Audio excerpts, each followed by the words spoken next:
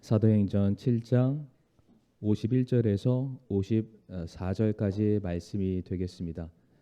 우리 진주자매님이 김금왕 모치님 성경책 찾는 거. 네.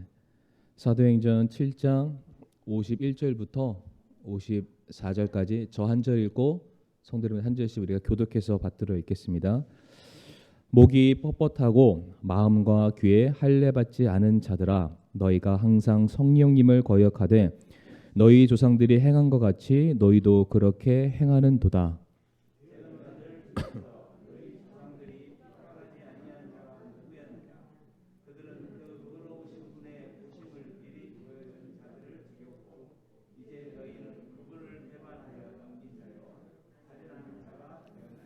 너희가 천사들을 통하여 제정하신 율법을 받고도 그것을 지키지 아니하였도다 하니라. 그들이 이것들을 듣고 마음이 상하여 그를 향해 이를 갈거늘. 아멘. 말씀을 위해서 함께 기도하겠습니다. 고맙고 사랑 많으신 아버지 하나님, 이 시간 또 저희들 또 주님의 귀한 말씀 앞에 섰습니다. 오늘 우리가 함께 나눌 이 말씀의 제목처럼 하나님의 말씀에 반응하고 순종할 수 있는 이 자리에 있는 모든 하나님의 백성들이 될 수 있게 아버지여 인도하여 주시옵소서. 하나님의 살아있는 말씀, 능력의 말씀, 권능의 말씀이 구원받은 모든 성도, 하나님의 말씀 앞에 순종하는 모든 성도들의 삶을 통해서 드러나고 역사하도록 도와주시옵소서. 예배의 시종일관을 온전히 주님께 맡겨드리옵니다. 부족한 종을 하나님께서 더욱더 강건하게 붙들어 주시옵소서. 예수님의 이름으로 기도를 드리옵니다. 아멘. 오늘은 사도행전 7장 51절부터 54절까지 말씀을 통해서 말씀에 반응하는 삶이라는 제목으로 함께 은혜를 나누기를 원합니다. 이제 2주 전이었죠. 제가 그때 스데반 집사의 설교 혹은 반박문을 통해서 이제 이스라엘 백성들, 자기를 재판하는 사람들에게 이제 성경의 진리를 선포했던 스데반 집사의 설교를 함께 우리가 말씀을 통해서 은혜를 나눴습니다. 그때 제목이 혹시 기억이 나십니까? 더 나은 예배를 드리자, 뭐 이러한 제목으로 함께 은혜를 나누게 되었는데, 사실 그 자리에서 스데반 집사를 공격하려 했던 사람들이 가지고 왔었던 주제는 이거였습니다. 성전을 허물어뜨린다는 그런 신성 모독은 우리가 감히 받아들일 수가 없다. 우리가 마땅히 이것을 법의 율법의 기준하에서 너희를 심판하겠다. 그래서 사람들이 스데반 집사를 죽이려 하였고 그를 감옥에 가두려 하였습니다. 그런데 이 종교재판석에 서 있었던 스데반 집사가 했던 말이 무엇이었냐면은, 예수님과 내가 이 성전을 무너뜨리려 하는 자가 아니다. 진짜 이 성전을 무너뜨리려는 자는 바로 너희다. 너희들이 정말로 성전을 아끼는 사람인 것처럼 행세해 왔지만 실상은 누구보다 이 성전과는 전혀 상관없는 삶을 살아왔던 가짜 예배자가 바로 너희들이다. 너희들이 이 성전을 허무는 주된 범인이다. 정신을 차려라. 돌이켜라. 하나님께 드려야 될 합당한 예배를 드리는 사람으로 너희 삶이 변화되어야 할지어다 라는 말씀을 스데반 집사가 선포하게 되었습니다. 그러면서 제가 그 설교 내용 가운데 우리 성도님들에게 함께 전달했던 메시지 중에 하나가 무엇이었냐면, 우리가 성전 안에서만 머무는 예배자의 모습이 아니라 우리가 이 성전 안에서, 이 교회 안에서 하나님께서 우리에게 주시는 말씀을 이제 부여잡고 이제 그 말씀 가지고 우리가 세상에 나아가서 하나님의 자녀로서 하나님을 예배하는 사람으로서 합당하게 서야 한다. 교회 안에서만이 성도가 아니라 교회 밖에서도 우리가 성도로서의 삶을 살아가는 것이 참 중요합니다 라는 메시지를 전달해 드렸습니다. 지난주도 그렇고 오늘도 그렇고 제가 성도님들에게 드리고자 하는 메시지의 주된 핵심은 예배입니다. 예배. 우리 성도님들 예배를 사모하십니까? 예배를 목숨처럼 귀하게 여기고 계십니까? 그러시리라고 믿습니다. 예배에 대한 많은 정의를 내리는 성경의 단어가 있습니다. 히브리어로 예배를 아바드라고 하기도 하고요. 사하라고 하기도 하고요. 뭐 프로스퀘네오, 뭐 레아트레아라는 여러 많은 단어들이 있습니다. 근데 그런 것들은 우리가 잘 기억 못하니까 예배를 영어로 어떻게 읽는지 아시죠? 성도님들 앞에 화면에 나올 텐데 예배를 영어로 월십이라고 읽습니다. 근데 이 월십이라는 이 영어 단어 자체가 두 가지가 합쳐져서 하나의 단어가 생겨난 겁니다. 앞에 보시는 대로 가치를 뜻하는 월스라는 단어와 이제 쉽이라는 게 우리가 배로 우리가 익히 알고 있지만 그 단어 안에 여러 뜻들이 있는데 신분이라는 단어도 포함이 되어 있습니다. 그러니까 예배가 무엇이냐? 월스 플러스 쉽이다. 그러니까 무엇인가 가치를 그 가치를 받을 만한 분에게 드리는 행위가 예배다라고 되어 있습니다. 다시 말씀드리겠습니다. 예배란 무엇입니까?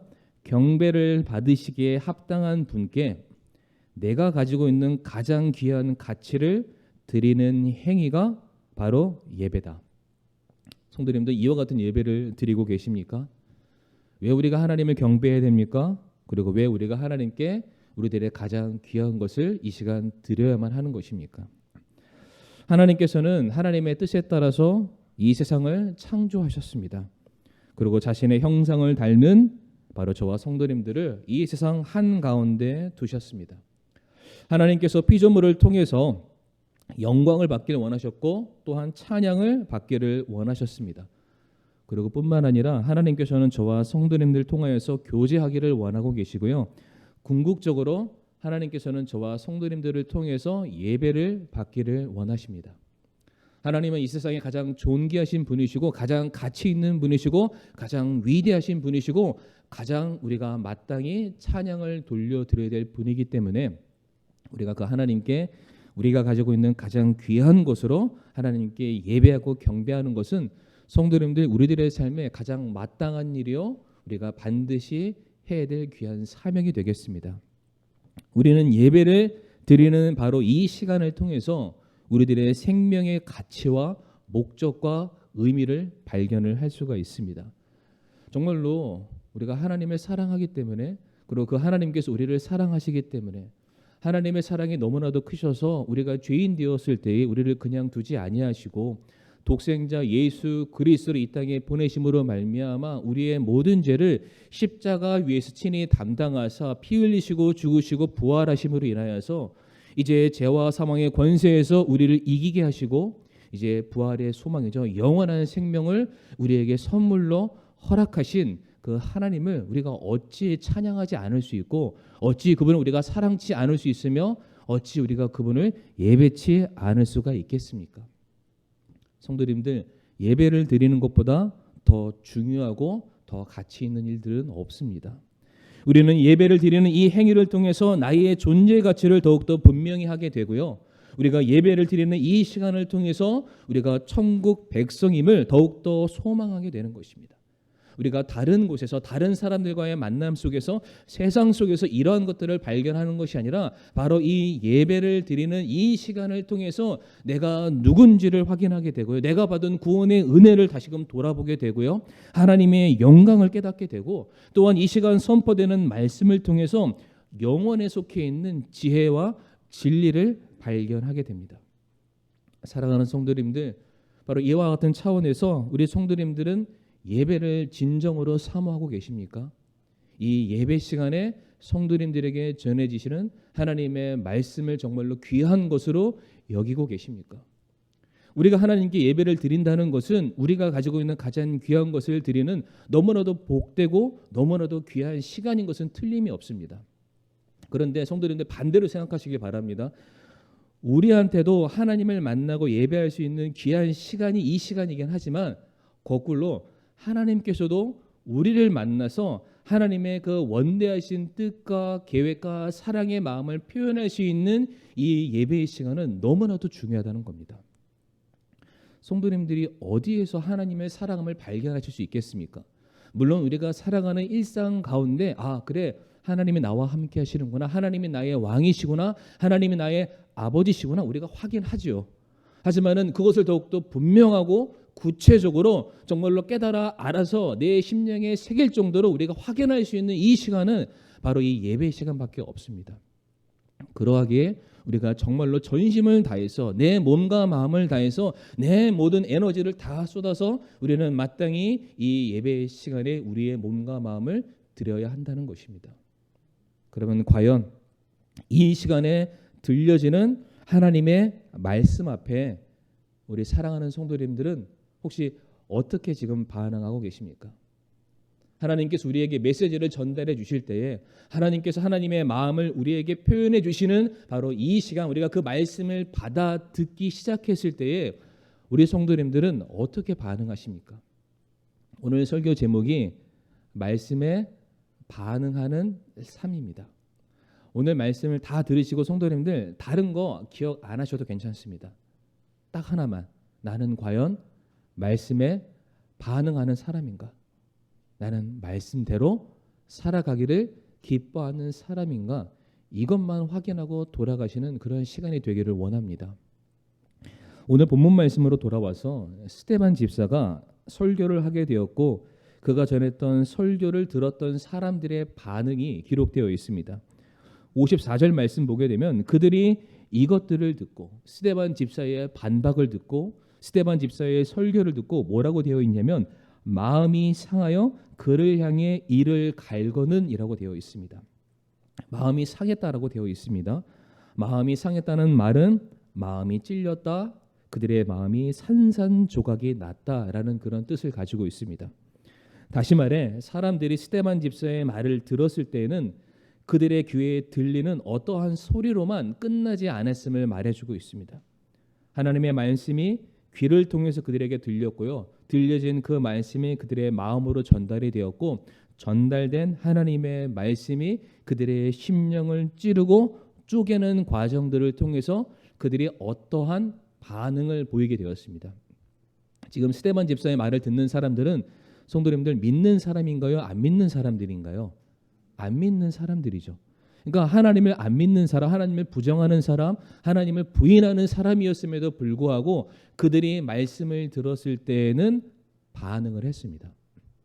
이 동일한 상황이 사도행전 2장 37절에도 기록이 되어 있습니다. 사도행전 2장 37절에서는 베드로가 설교를 하게 되는데요. 이제 그들이 이 말을 듣고 베드로의 설교를 듣고 마음속으로 찔려 베드로와 나머지 사도들에게 이르되 사람들아 형제들아 우리가 어찌할까 하거늘 이라고 되어 있습니다. 지금 베드로를 통해서 하나님의 말씀을 들은 자들이 반응을 하고 있습니다. 마음에 찔린 자들이 무엇이라고 말합니까? 우리가 어찌해야 되겠습니까? 들은 말씀 듣고 아하 그렇구나 하나님의 말씀이구나 그냥 고개를 끄덕이는 것으로 끝난 것이 아니라 귀에 들린 말씀이 그들의 마음으로 전달되었고 마음으로 전달된 말씀이 그들의 마음을 찌르고 조각내기 시작했습니다. 그리고 그들이 반응을 했죠. 우리가 어찌 하여야 하겠습니까? 하나님의 말씀 설교를 통해서 우리에게 주는 메시지가 무엇입니까? 하나님의 말씀은 단지 귀에 들리는 말씀이 아니라 그 말씀은 우리의 마음에 새겨지고 우리의 마음속에 꽂히게 되어 있고 그리고 그 꽂힌 하나님의 말씀은 반드시 반응이라는 모습으로 나타나게 된다는 사실입니다. 하나님의 말씀에 우리가 정의를 내릴 때 하나님의 말씀은 이와 같습니다 라고 우리가 자주 인용하는 말씀이 히브리서 4장 12절과 13절의 말씀이 되겠습니다. 우리 성도님들 앞에 화면에 나와 있으니까요. 한 목소리로 우리가 다 같이 한번 받들어 읽어보겠습니다. 히브리서 4장 12절과 13절 말씀 되겠습니다. 시작.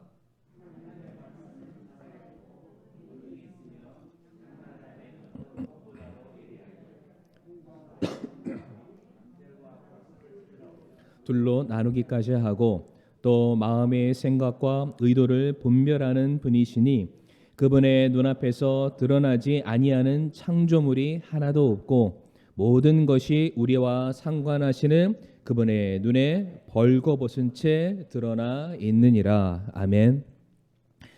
히브리서 4장 12절과 13절에서는 하나님의 말씀의 두 가지 특징을 우리에게 지금 가르쳐주고 계십니다. 첫 번째, 하나님의 말씀은 어떠한 특징을 가지고 있냐면 말씀 그대로 하나님의 말씀은 검이다 라고 되어 있습니다. 검, 칼이다.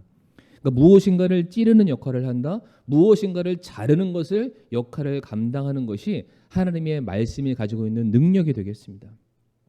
기본적으로 하나님의 말씀은 성도님들 우리 귀에 들리는 달콤한 음성이 아니라는 것입니다. 하나님의 말씀은 진리입니다. 하나님의 말씀은 변함이 없습니다. 하나님의 말씀은 우리가 살아가는 모든 인생의 기준이 되는 말씀이 되겠습니다. 그러하기 때문에 우리가 말씀을 받아들였을 때에 보여야 되는 반응은 오늘 참 좋은 말씀이구나 이러한 것이 아니라 우리가 들은 그 말씀을 통해서 순종하고 복종하는 것이 말씀을 사랑하고 말씀에 자녀된 성도들이 보여야 될 합당한 모습이 되겠습니다.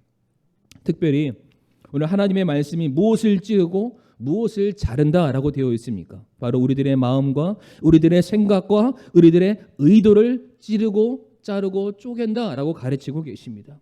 우리가 가지고 있는 편협된 생각의 틀을 바꾸는 것이 바로 하나님의 말씀이 가지고 있는 능력이 되겠습니다.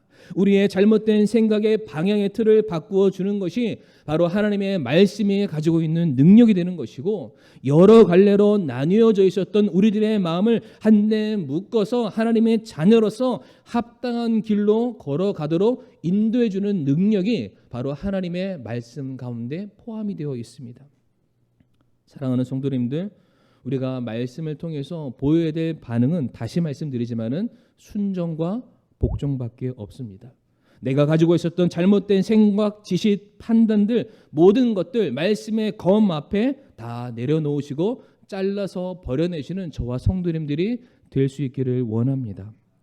뿐만 아니라 이 히브리서 4장 13절 말씀 보게 되면은 하나님의 말씀의 또 다른 특징을 가르쳐 주고 계시는데, 하나님의 말씀은 모든 것을 다 밝혀내신다. 하나님의 말씀 앞에서는 우리들의 실체가 드러날 수밖에 없다. 하나님의 말씀 앞에서는 그 무엇도 숨길 수 있는 것이 없음을 우리들에게 가르쳐주고 계십니다. 다시 말해 우리가 말씀이라는 거울 앞에 우리가 서게 되었을 때 우리는 바로 그 자리에서 우리 자신의 실체를 바라볼 수 있게 됩니다. 내가 과연 말씀대로 살아가고 있는지, 아니 내가 말씀과는 전혀 무관한 삶을 살아가고 있는지, 옆에 있는 성도를 바라보고 세상의 좋은 학문들을 통해서 나 자신을 분별하는 것이 아니라 하나님의 말씀을 통해서 우리는 나 자신의 모습을 온전하게 바라보게 됩니다. 그래서 우리가 말씀을 통해서 말씀을 기준하여 내가 정말로 잘 살고 있다면 우리는 말씀을 통해서 더 많은 격려를 받게 될 것이고요. 말씀의 소망의 약속들이 내 것이라는 확신 가운데 날마다 기쁨 가운데 살아가게 될 것입니다. 반대로 우리가 말씀이라는 기준 앞에 나 자신을 비추어 보았을 때에 내가 올바르지 못하다, 내가 선지 못하다, 내가 합당하지 못하다라는 것을 우리가 거울을 보듯이 확인하게 된다면 우리는 말씀 앞에 반성하게 되고요. 말씀 앞에 회개하게 되는 것이고요. 말씀 앞에 우리가 돌이키는 삶을 새롭게 살아갈 수 있게 된다는 것입니다. 사랑하는 성도님들, 오늘 본문 말씀에서 스데반 집사의 설교를 들었던 사람들의 마음이 찔렸습니다. 그들이 귀로만 들었다고 말하지 않습니다. 말씀을 듣고 그들의 마음이 찔렸다. 하나님을 믿지 않는 사람이었음에도 불구하고 그들의 말씀을 듣고서 찔렸을 때 그들이 어떻게 반응했냐면 우리가 아는 것처럼 스데반 집사를 향해서 돌을 던지는 반응을 보이게 됩니다. 반대로 사도행전 2장 37절 말씀에서는 베드로가 말씀을 전하게 되었을 때에 그들이 듣고 마음에 새기고 반응하게 되었을 때에 우리가 어찌할까? 말씀 앞에 자신들이 죄인임을 깨달았고 눈물을 흘리고 회개하고 주님께로 더해지는 역사가 일어나게 됩니다. 하나님의 말씀 앞에 성도님들 무엇이 나타나게 되어 있습니까? 반응이 나타나게 되어 있습니다. 그러니까 극단적인 상황일 수 있습니다. 어떠한 사람은 극적으로 주님께 돌아오는 사람이 있고 어떠한 사람은 그럼에도 불구하고 끝끝내 하나님을 향해서 부인하고 부정하는 사람이 나올 수는 있습니다. 그러나 분명한 것은 하나님의 말씀을 들은 사람들은 그 말씀을 기준하여서 오른쪽이 되었든 왼쪽이 되었든 반드시 반응을 보일 수밖에 없다.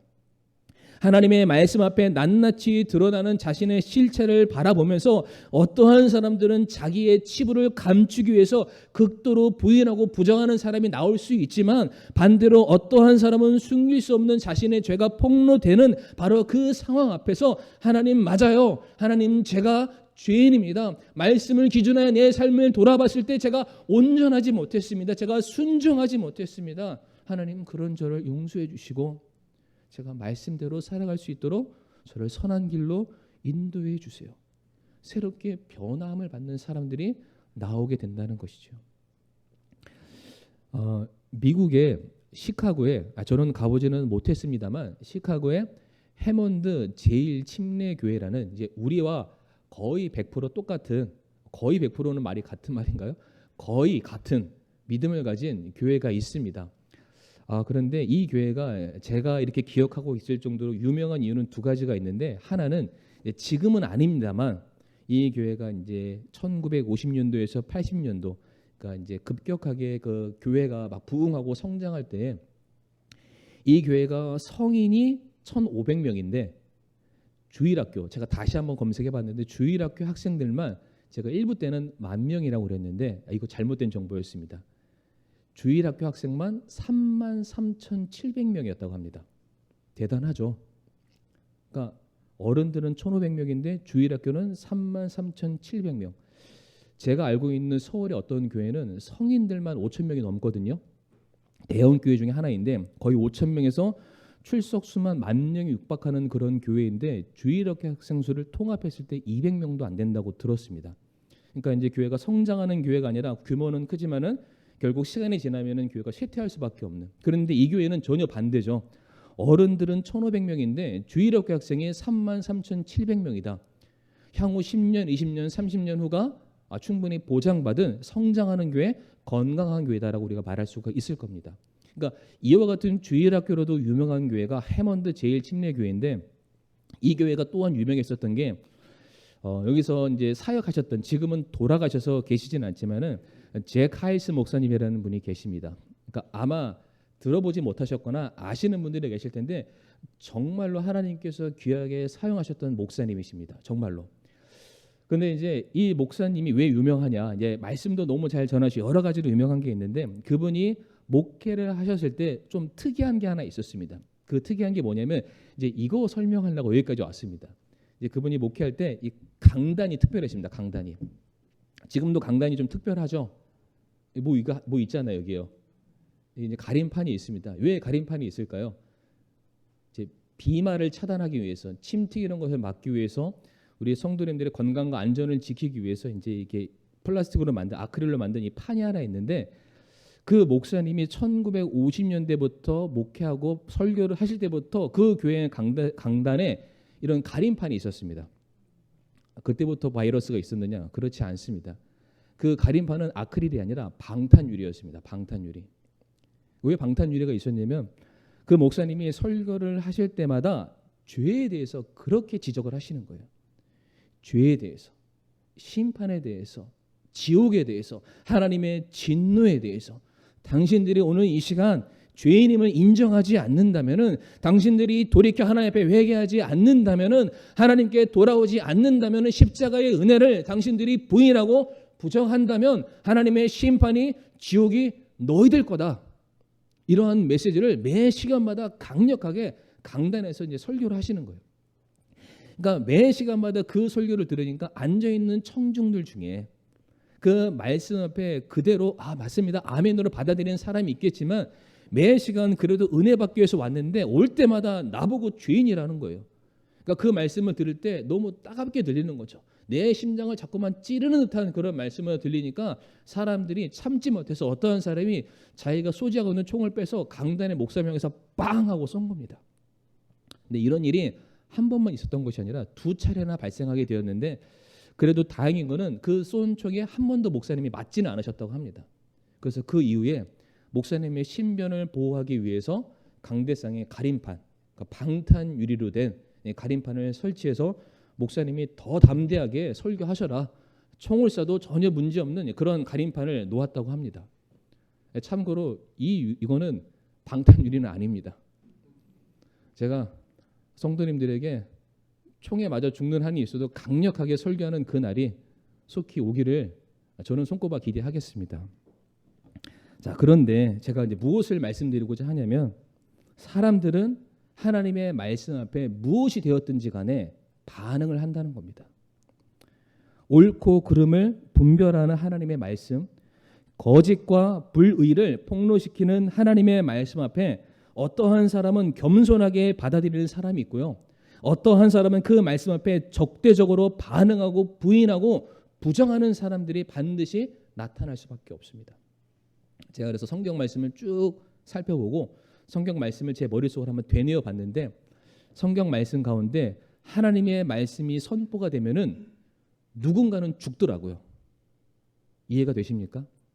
하나님께서 하나님의 사람이 되었든 대언자가 되었든 누군가 되었든 그 사람을 들어 쓰시는 바로 그 자리에서는 말씀이 선포되면은 누군가는 죽습니다. 이게 뭐냐면 대언자와 같은 선지자 같은 사람들이 말씀을 전했을 때에 그 말을 받아들이기를 거부하는 그 사람들이 그 선지자를 향해서 돌을 던져 그를 죽이든지 아니면 그 말씀을 받아들이는 사람들이 완전히 그 말씀 앞에 꼬꾸라져 가지고 맞아요 하나님, 제가 죄인이었고 제가 하나님을 떠났던 그런 사람이 맞습니다. 제가 죽어 마땅한 사람입니다. 라고 고백하는 사람이 나온다는 겁니다. 말씀이 선포되면은 어떤 사람이 나온다고요? 그러니까 죽는 사람이 나온다는 거예요. 말씀을 전하는 사람이 죽든지 말씀을 받는 사람이 죽든지.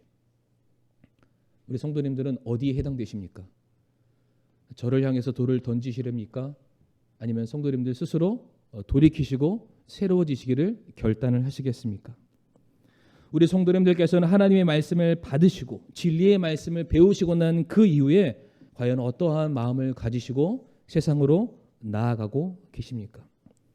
비록 이 단 위에서 말씀을 전하는 사람의 자격과 조건이 부족하다 할지라도 이 말씀이 하나님의 말씀을 근거해서 선포하는 말씀이기 때문에 이 설교를 사람의 말이 아니라 하나님의 말씀으로 받아들이시고 그 말씀 앞에 순종하고 복종하기를 우리 성도님들 지금 결단하고 계십니까?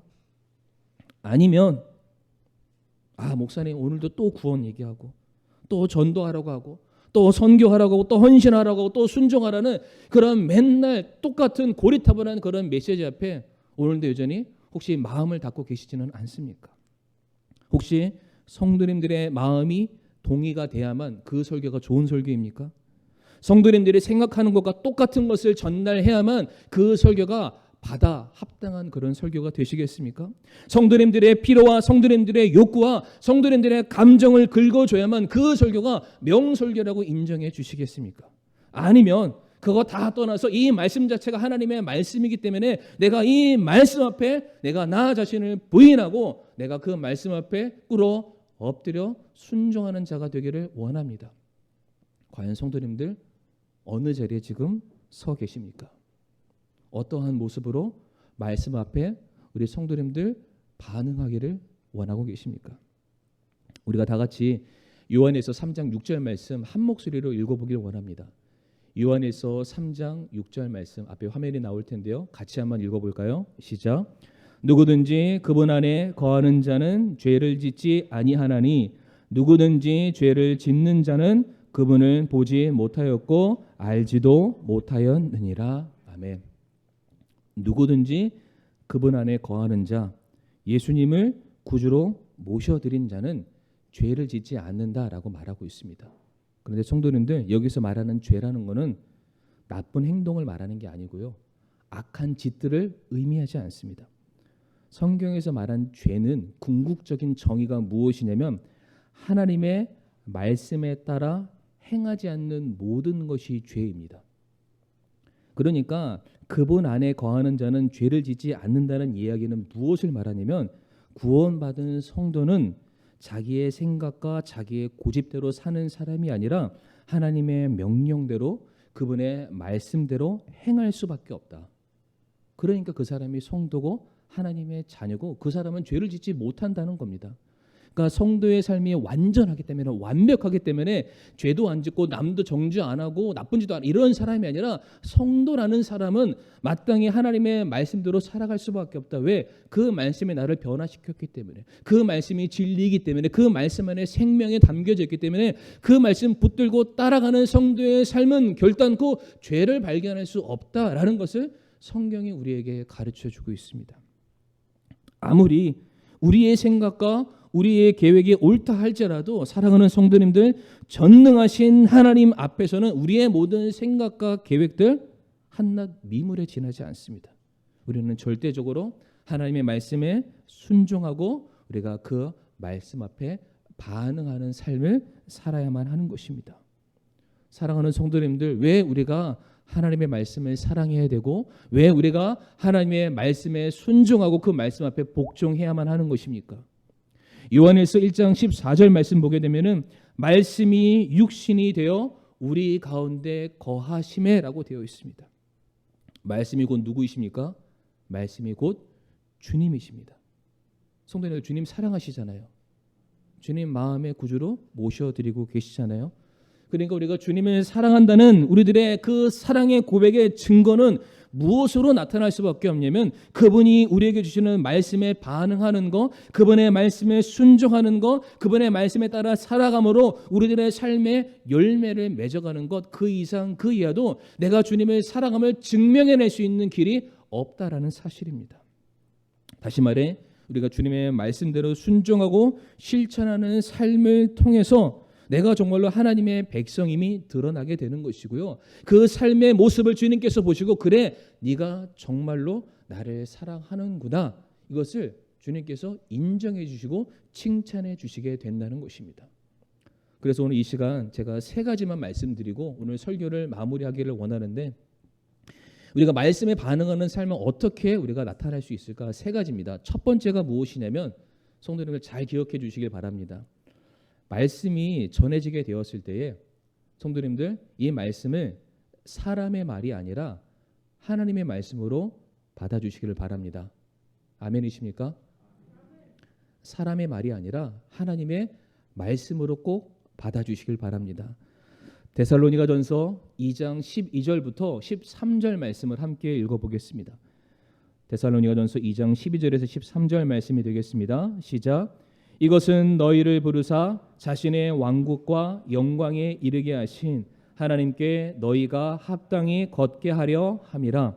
이런 까닭에 우리가 또한 하나님께 끊임없이 감사를 드림은 너희가 우리에게서 들은 하나님의 말씀을 받을 때에 그것을 사람들의 말로 받지 아니하고 하나님의 말씀으로 받았기 때문이니 진실로 그러하도다. 그 말씀이 또한 믿는 너희 안에서 효력 있게 일하느니라. 아멘.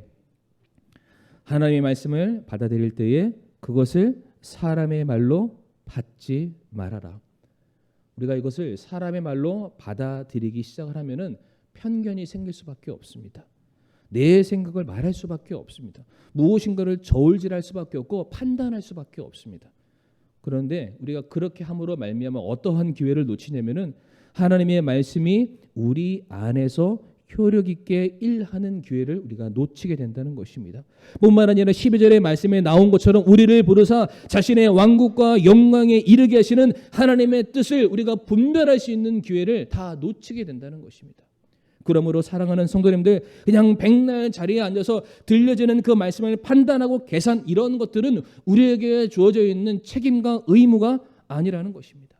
사람의 말이 아니라 하나님의 말씀으로, 만왕의 왕의 명령으로 우리가 받아들이기 시작했을 바로 그때에 하나님의 말씀이 저와 성도님들의 그 믿음 안에서 놀랍게 역사하게 되는 것이고, 바로 그 자리에서 우리는 성도로서 부르심을 받은 그 합당한 목적을 깨닫게 되고요, 우리가 훗날 가게 될 하나님의 왕국이 얼마나 소중하고 영광스러운지, 우리가 지금 걸어가고 있는 이 길이 신앙의 길이 올바른지 승리의 길인지를 우리가 알 수 있게 된다는 것입니다.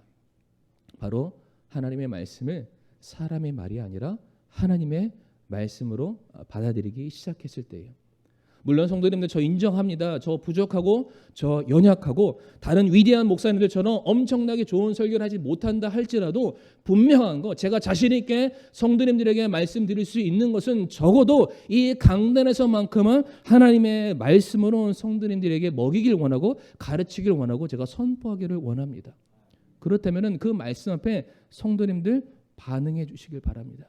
하나님의 말씀으로 받아들여 주시고요, 그 말씀대로 살아가시는 저와 성도님들이 되기를 간절히 바랍니다. 두 번째로 우리 성도님들께 부탁드리고 싶은 것은 우리가 말씀을 받을 때에 이것을 내 수준으로 낮춰서 적용하지 마시길 바랍니다. 그러니까 하나님의 말씀을 받으셨을 때는 그 말씀 그대로 받아들이시길 바랍니다.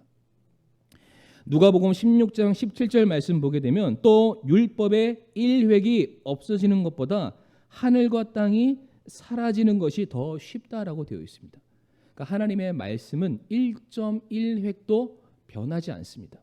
하나님의 말씀과 하나님의 뜻은 이미 영원 전부터 계획되셨고요. 하나님께서 그것을 지금도 조성해 나아가고 계시고 그것을 완벽하게 성취해 나아갈 것입니다. 그러니까 우리의 순종과 우리의 불의와는 상관없이 하나님은 반드시 하나님의 말씀하시는 모든 것들을 능히 이루시는 분이시고 그 모든 말씀들은 반드시 100% 그대로 다 성취가 됩니다. 그러하니까 그 말씀 앞에 하나님의 말씀이 이렇게만 되면 참 좋을 텐데, 나에게 이렇게 적용되었으면 좋겠는데, 내가 이렇게 이 말씀을 받아들이고 싶은데, 이런 것이 중요한 것이 아니라 내가 그 말씀에 그대로 순종하는 것이 우리의 몫이요 우리의 책임이라는 것입니다. 말씀도 보게 되면은 주님께서 우리에게 감당할 만한 것들만 주신다. 무슨 얘기입니까? 우리가 충분히 말씀 본연의 삶을 살아갈 수 있다. 그렇게 살라고 주신 말씀이 이 성경입니다. 우리가 이 성경 말씀대로 능히 살아갈 수 있고 그렇게 살아갈 수 있도록 성령님께서 우리 안에 역사하고 계시는 거고 어떻게 살아가는지를 삶의 본을 예수님께서 이미 우리에게 다 보여주셨습니다. 우리는 말씀 그대로의 삶을 살아가야만 합니다. 그렇기 때문에 성도님들 말씀을 받으셨을 때에 거기에 무엇인가를 더하거나 뭔가를 빼거나 자르거나 성도님들의 생각을 거기다가 집어넣지 마시고 말씀 그대로 말씀 본연의 삶을 살아갈 수 있는 저와 성도님들이 되기를 간절히 바랍니다. 마지막으로 성도님들 말씀을 우리가 받아들이게 되었을 때에 실제 이 말씀을 오늘의 삶에 적용하도록 노력하시고 애쓰시는 저와 성도님들이 되기를 원합니다. 하나님의 말씀이 오늘 우리에게 주어졌다는 것은 성도님들 이 말씀 가지고 1년 후의 삶을 준비하고 10년 후의 삶을 준비하는 것이 아니라 오늘의 삶을 위해서 하나님께서 우리에게 말씀을 허락해 주셨습니다. 너희는 내일 일을 염려하지 말라고 말씀하셨습니다. 오늘 일, 오늘 하루의 삶을 위해서 너에게 주어진 모든 사명과 책임을 다하는 성도가 되라라고 말씀을 하셨습니다. 그러하다면 하나님이 오늘 내게 주신 말씀은 오늘 내 삶 속에서 나를 통해서 나를 바라보는 수많은 사람들에게 하나님의 영광이 선포되기를 바라시는 그 마음에 오늘 내게 말씀을 주신 것입니다. 야고보서 2장 17절 말씀 보게 되면 이와 같이 믿음도 행위가 없으면 그것만으로는 죽은 것이다 라고 되어 있습니다. 믿음은 들음에서 나고요. 들음은 무엇이죠? 하나님의 말씀입니다. 내가 믿는다는 것은 하나님의 말씀을 들었기 때문이고요. 믿는다는 것은 동사입니다. 행한다는 겁니다. 그러니까 내가 하나님 믿습니다라고 하는 얘기는 말씀대로 살겠습니다라는 의미가 있습니다. 근데 내가 믿습니다라고 말하면서 내가 믿는 그대로의 삶을 살지 않는다. 성경은 말합니다. 그거는 죽은 믿음이다. 가짜 믿음이다. 그 사람은 구원받지 않은 사람일지도 몰라 강력하게 경고하고 계십니다. 그래서 시편 기자는 이렇게 고백하죠. 오 주여 주는 의로우시고 주의 판단들은 곧바르며 주께서 명령하신 주의 증언들은 의롭고 심히 신실하나이다. 시편 저자가 왜 이와 같은 말을 이와 같은 고백을 이와 같은 시를 남길 수 있었냐면 그는 살아봤습니다. 그가 말씀대로 순종해 봤더니 정말로 주님이 의로우신 분이 말씀을 통해서 완전히 증명이 된 것입니다. 그분께서 내게 말씀하시는 모든 판단들이 정로요 진리요 곧바른 길임이 그가 말씀을 순종하는 삶을 통해서 증명이 되었던 것입니다. 그리고 말씀대로 살아봤더니 정말로 그분이 신실하신 분이시구나. 그래서 이와 같은 신앙의 고백을 남길 수가 있었다는 것입니다. 말씀대로 살아갔을 때, 말씀대로 순종하게 되었을 때 우리는 하나님이 어떠한 분이신지를 알게 되는 것입니다. 이 시간 말씀을 마무리하길 원합니다. 느헤미야 8장 5절과 6절 말씀 제가 한번 읽어보겠습니다. 에스라가 온 백성 위에 있었으므로 온 백성의 눈앞에서 책을 펴니 그가 책을 펼 때에 온 백성이 일어서니라. 에스라가 주 곧 위대하신 하나님을 찬송하며 온 백성이 손을 들고 아멘 아멘 하고 응답하며 머리를 숙이고 얼굴을 땅에 대며 주께 경배하였더라. 예루살렘의 성벽이 재건되었을 때에 제일 먼저 이스라엘 백성들이 했었던 일이 무엇이냐면은 성벽 가장 높은 곳에 학사 에스라, 성경 말씀을 기록하고 연구하는 학사 에스라를 불러다가 청합니다. 우리에게 하나님의 말씀을 들려주세요. 실제 다시 재건되었던 것은 성벽이 재건되었지만 이스라엘 백성들이 간절히 소망했던 건 무엇이냐면은 하나님의 말씀이 내 안에서 회복되기를 원합니다. 그거를 원했습니다. 그래서 학사 에스라를 불러서 모든 이스라엘 백성들이 남녀노소를 물은대수하고 해가 뜰 때부터 해가 질 때까지 단 한 명도 자리에 주저하지 않고 듣는 말씀을 계속해서 듣게 됩니다. 이스라엘 백성들이 뭘 깨달았냐면 성벽이 무너지고 성전의 기능이 중단이 되고 하나님의 백성들이 누리고 있던 모든 영광들이 사라졌던 것은 이 말씀 자체가 없었기 때문은 아니다. 이 말씀을 지키는 제사장이나 대언자들이 없었기 때문이 아니다. 제사장과 대언자들은 계속해서 이스라엘 백성들의 삶 가운데 하나님의 말씀을 가르쳤고요. 말씀의 기준에서 계속된 제사를 드려는 왔습니다. 그런데 이 말씀을 들은 이스라엘 백성들이 하나님의 말씀이 없는 자처럼 살았습니다. 하나님의 말씀과 무관한 삶을 그들이 살아왔습니다. 그러니까 하나님께서 보시기에는 명색이 하나님의 백성이지만은 말씀과 무관한 삶을 살아가는 이스라엘 백성들은 이방인과 같았습니다. 성경의 이방인들은 하나님의 은혜에서 벗어난 자들이기 때문에 그들은 하나님의 영광을 찬양하지 않는 자들이기 때문에 하나님께서는 그들을 마땅히 그때마다 심판하시고 진노로 다스리셨습니다. 마찬가지로 하나님의 백성이었지만 그들의 말씀에서 떠나는 순간 하나님께서 이스라엘 백성들 위해 진노와 심판을 내리셨던 겁니다. 이거를 알았던 이스라엘 백성들이 성벽이 재건되고 나서 제일 먼저 했던 게 하나님의 말씀이 우리 안에 무너졌던 이 하나님의 말씀이 다시금 내 안에서 바로 세워지기를 원합니다. 제게 그 말씀을 들려주세요. 말씀을 차곡차곡 제 안에 쌓아가기를 원합니다. 말씀을 선포했을 때 이스라엘 백성들이 뭐라고 반응했습니까? 엎드리고 얼굴을 땅에 대고 경배하면서 아멘, 아멘. 뭐라고 했다고요, 성도님들? 아멘, 아멘. 아멘의 뜻이 뭔지 아시죠? 아멘의 뜻. 말씀대로 될 것을 믿습니다. 왜 믿을까요? 이 말씀을 하신 분이 하나님이시니까요. 이 말씀을 하신 하나님이 전능하신 분이시기 때문에 하나님의 말씀은 반드시 이루어질 수밖에 없기 때문에 이스라엘 백성들이 믿습니다. 믿는다는 얘기는 하나님의 말씀대로 저 역시 그렇게 살겠습니다.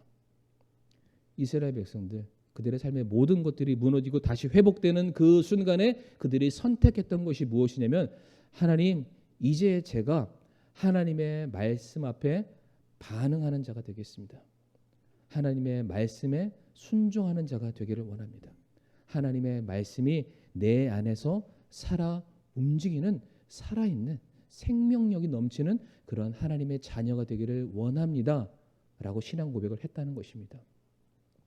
사랑하는 성도님들 어떠한 분이 되길 원하십니까? 하나님의 말씀이 들려왔을 때 전해지게 되었을 때에 그냥 귀로만 스치듯이 어떠한 음성으로 들으시겠습니까?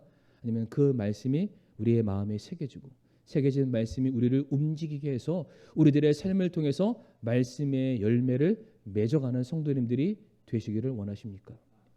이 시간 다 같이 머리 숙여 함께 기도하기를 원합니다. 이 시간 구하는 것은 하나님 아버지 제가 말씀에 반응하는 자가 되게 해주세요. 말씀 앞에 내 자신의 모든 것들을 다 내려놓고 말씀 그대로의 삶을 살아가기를 기뻐할 수 있는 그 말씀만을 선택하고 붙들 수 있는 그 믿음이 저에게 있게 아버지 도와주시옵소서. 말씀대로 살아갈 때 제가 하나님의 자녀라는 것이 드러날 수 있게 해주세요. 열매 맺게 해주세요. 하나님이 나와 함께 동행하심을 내가 이 눈으로 볼 수 있게 해주세요. 바로 그와 같은 신앙 고백을 할 수 있는 이 시간이 되기를 원합니다.